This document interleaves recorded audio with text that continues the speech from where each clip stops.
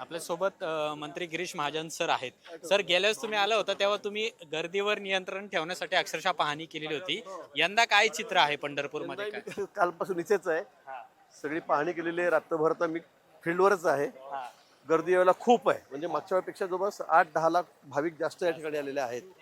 म्हणजे त्याचं सगळं नियंत्रण करावं लागेल. आमची सर्व यंत्रणा, पोलीस यंत्रणा असेल, महसूल यंत्रणा, सर्वच या ठिकाणी तयार आहे. NDRF आहे, SDRF आहे, नदीपात्रामध्ये सुद्धा सगळ्या यंत्रणा आमच्या तयार आहेत. यावेळची वारी अभूतपूर्व आहे. सगळे गर्दीचे रेकॉर्ड तोडणारी आहे. कशा पद्धतीने तयारी राज्य शासनाकडून करण्यात आलेली आहे वारकऱ्यांसाठी? आपण बघतात कशा पद्धतीने केली. म्हणजे आम्हाला वाटतं अशी तयारी कधी झाली नसेल इतक्या वर्षामध्ये.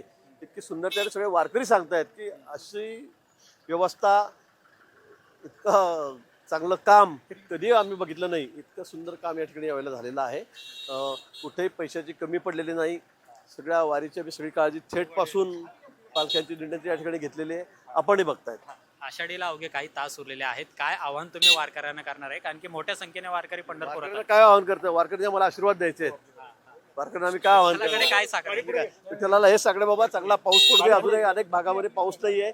चांगलं पिकू दे. शेतकऱ्यांना शिकूची दिवस येऊ दे. मुंबईमध्ये आंदोलन सुरू आहे CJP. हो.